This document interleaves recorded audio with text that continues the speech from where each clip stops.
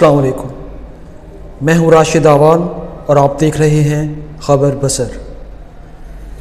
ناظرین، آپ نے بھی کوہاٹ کا جلسہ دیکھا ہوگا۔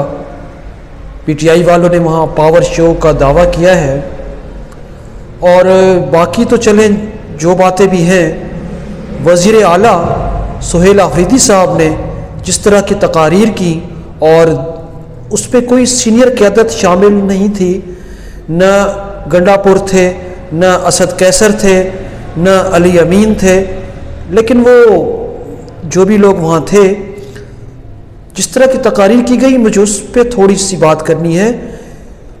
کفن، آزادی، غلامی، گولی، یہ کیا ہے؟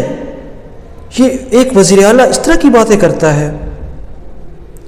وزیر اعلیٰ تو صوبے کا چیف ایگزیکٹو ہے، پورا صوبہ اس کے حوالے ہے، اور عوام نے اپنے ووٹوں سے اس کو منتخب کیا ہے، پھر اسمبلی نے دوبارہ منتخب کیا ہے، تو اس کی زبان و بیان اور اس کا لب و لہجہ کیا ایسا ہونا چاہیے؟ آپ کمنٹ کر کے بتائیے کہ میری رائے سے متفق ہے یا مخالف۔ مجھے انتظار رہیے گا، اور ہاں، خبر بصر کو سبسکرائب کر لیجئے، ہمارا واٹس ایپ چینل اور ٹک ٹاک چینل بھی جوائن کر لیجئے، یوٹیوب پر بھی ہم آپ کے لیے حاضر ہیں۔ اجازت دیجیے، اللہ حافظ۔